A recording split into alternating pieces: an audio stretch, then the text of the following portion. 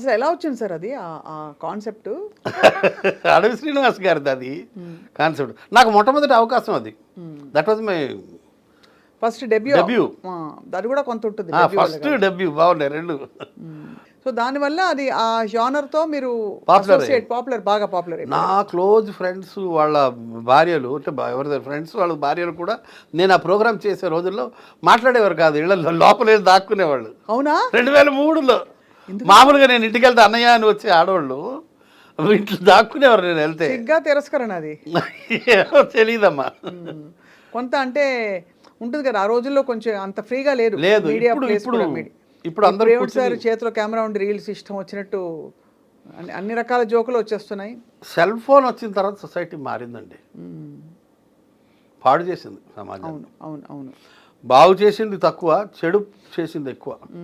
మనోళ్ళు చెడు వెంటనే ఎక్కువ తొందరగా, bad news travels fast. Correct, that happens.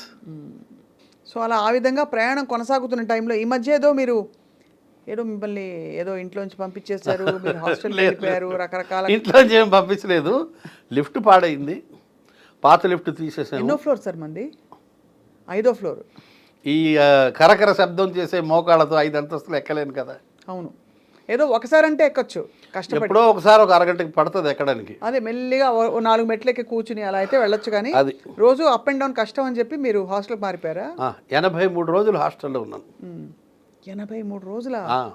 ఇంటి దగ్గరే చూసుకున్నారా హాస్టల్? లేదు, ఒక 10 కిలోమీటర్ల దూరం. అంటే మా క్లోజ్ ఫ్రెండ్ది హాస్టల్ ఉంది, అక్కడ ఉన్నాను అయ్యప్ప సొసైటీలో. చాలా బాగుంది హాస్టల్. ఒక్కోసారి అనిపిస్తుంది అసలు ఈ బాదరబందీలు ఎందుకు, హాయిగా అలా హోమ్లోనో హాస్టల్లో ఉండిపోతే బాగుంటుందని. ఎవరైనా సరే కొన్నాళ్ళు బాగుంటుందమ్మా, కానీ ఫ్యామిలీ ఉండాలి. ఫ్యామిలీ లేకపోతే కష్టమే. మనం ఇంకా ఆ స్థాయికి వెళ్ళలేదు, ఒంటరి అయిపోవాలి, హిమాలయాల్లోకి వెళ్ళిపోవాలి. ఇప్పుడు మీరు హాస్టల్లో ఉన్నప్పుడు అందరూ ఇంట్లో వాళ్ళు వచ్చి వెళ్తూ ఉండేవారా? ప్రతి వారం వీకెండ్స్ నాతోనే ఉన్నారు వచ్చి. మా ఫ్రెండ్దే హాస్టల్, నేను ఒక్కడే ఒక గది తీసుకున్నాను కాబట్టి they use to come and stay with me. ఏం చేస్తారు సార్ అంత హాస్టల్లో?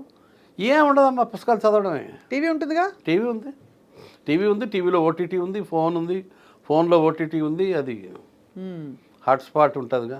మరి భోజన ప్రియులు కారా మీరు? భోజన ప్రియుడిని. హాస్టల్లో ఫుడ్ చాలా బాగుంటుంది. 83 రోజుల్లో ఒక్కసారి కూడా ఇండైజెషన్ రాల. ఇంట్లో అయితే చాలాసార్లు వచ్చి ఉంటుంది. అప్పుడప్పుడు ఇంట్లో ఎవరు సార్ వంట? నేను కొంచెం గట్టిగా చెప్తాను. ఇంట్లో అందరూ వండుతారు, కానీ ఇంట్లో అయినా అప్పుడప్పుడు డిస్టర్బ్ అవుతుంది. కానీ ఏ మిరియాలు ఎక్కువ పడి హాస్టల్లో ఒక్కరోజు కూడా డిస్టర్బ్ కాలేదు. అది విచిత్రం. అక్కడ హాస్టల్లో ఉత్తర భారతీయులు ఎక్కువ, దాంతో కొంచెం చప్పటి కూడా పెట్టారు వాళ్ళు. ఇండైజెషన్ సమస్య లేదు, మంచి ఆయిల్ వాడతారు, క్వాలిటీ.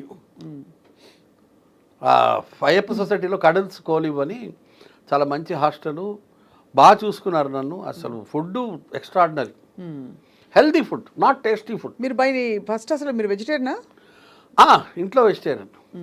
ఓహో, అర్థమైంది. ఇప్పుడు 95% వెజిటేరియన్కి వచ్చాను. బయట కూడా ఎవ్రీవేర్. ఇంట్లో అసలు నాన్ వెజ్ వండరు, అసలు వండరు ఫస్ట్ నుంచి? అంతే? లేదు 100% వెజిటేరియన్. బయట స్నేహితులతో ఏది ఇంట్లో దొరకదో మనకి బయట వేలం వేరు ఉంటుంది కదా. అంతే కదా. ఆ విధంగా బయట తినడం తప్పిస్తే మా ఆవిడ హాహాకారాలు చేస్తుంది. నీ పుట్టుకేంటి, మనిషివేనా, జంతువుల్ని చంపుకుని తినడమా, ఒక శవం తినకపోతే నీకు ముద్ద దిగదా, పూట గడవదా, ఇట్లా తిడుతుంది ఆవిడ. దట్స్ ఎ మర్డర్ కదా, అట్స్ ఎ డెడ్ బాడీ కదా అంటది ఆమె. మీకు అది సైద్ధాంతికమైన అయిష్టమా ఇంట్లో, లేక ఫ్యామిలీ అలవాట? కులం అదే తినరు. కులం అని ఇప్పుడు అడిగితే అది బాగుండదు కదా. ఇప్పుడు ఈ మధ్య గొడవ అదే కదా, బై క్యాస్ట్ తినకూడదు, తినరు. సో అర్థమైంది. ఆ విధంగా కుళ్ళిపోయాను.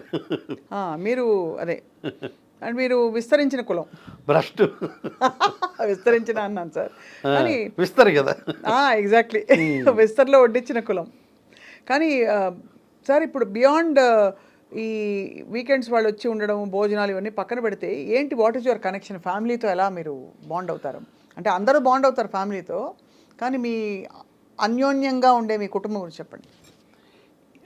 కొన్ని అంటే ఒక చిన్న హాస్టల్కి ఇంటికి డిఫరెన్స్ చెప్తాను. హాస్టల్లో టీ కావాలంటే 60-70 అడుగులు నడిచి లిఫ్టులో 7 అంతస్తులు దిగి మళ్ళీ ఒక 60-70 అడుగులు నడిచి వెళ్తే మనకి టీ దొరుకుతుంది. భోజనమైనా టిఫిన్ అయినా అంతే. అంటే ఫుడ్ విషయానికి ముందు మాట్లాడుతున్నాను, తర్వాత రిలేషన్షిప్ గురించి వస్తాను నేను. అసలు బేసిక్గా ఒంటరిగా ఉండడం అన్నది చాలా వేధిస్తుంటుంది. పక్కన భార్య లేకపోవడం, కొడుకు లేకపోవడం, కూతురు లేకపోవడం, ఆ వాయిడ్ ఉంటుంది, ఆ గ్యాప్ ఉంటుంది, అది కొంచెం పెయిన్ఫుల్గా ఉంటుంది. ఎందుకంటే కొడుకు పక్కన ఉంటే, కూతురు పక్కన ఉంటే అదొక ఎఫినిటీ, అదొక బాండింగ్. భార్య మీద డిపెండెన్స్ ఎక్కువ ఉంటుంది. 40 ఏళ్ళు అయిపోయింది. మీరు కమల్ హాసన్ సినిమా భారతీయుడిలో విలన్ వస్తాడు. విలన్ అతను ఎవరు పోలీస్ ఆఫీసర్ వచ్చి వీళ్ళిద్దరు ఫైటింగ్ చేసుకుంటారు. ఫైటింగ్ అయిన తర్వాత కమల్ హాసన్ క్లోజప్ షాట్ పడుతుంది. ఇలా చూస్తాడు భార్య వైపు, సుకన్య అనుకుంటాను. అవును. కట్ చేస్తే అతను ఏమీ డైలాగ్ రాయడు శంకర్. కట్ చేస్తే అతను క్లోజప్, ఫైటింగ్ అయిపోతుంది, కమల్ హాసన్ క్లోజప్ పడుతుంది, ఇలా చూస్తాడు ఆమె వైపు.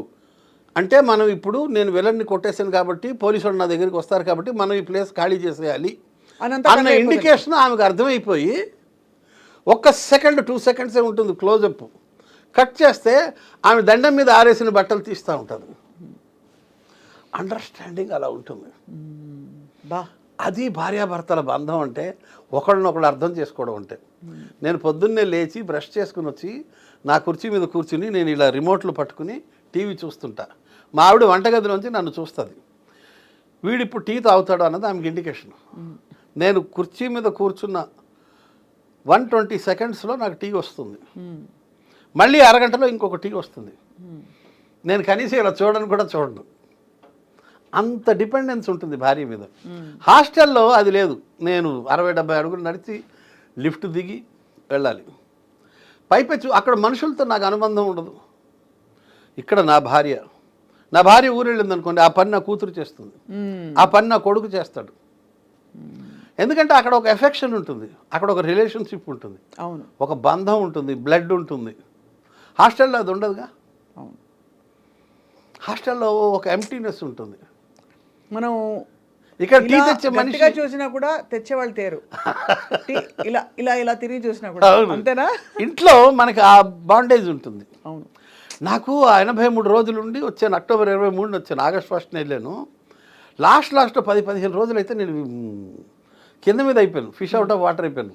మా ప్రెసిడెంట్కి రోజు ఫోన్ చేసి, మహేష్ ఇంకా ఎప్పుడయ్యా లిఫ్ట్ తయారవుతుంది, అయ్యా హరి గారు, సెక్రటరీ గారు, వెంకట గారు ఎప్పుడు లిఫ్ట్ తయారవుతుందంటే, దాస్ గారు చేసేస్తాం, కొంచెం ఓపిక పట్టండి దాస్ గారు, అయిపోద్ది 2-3 డేస్లో.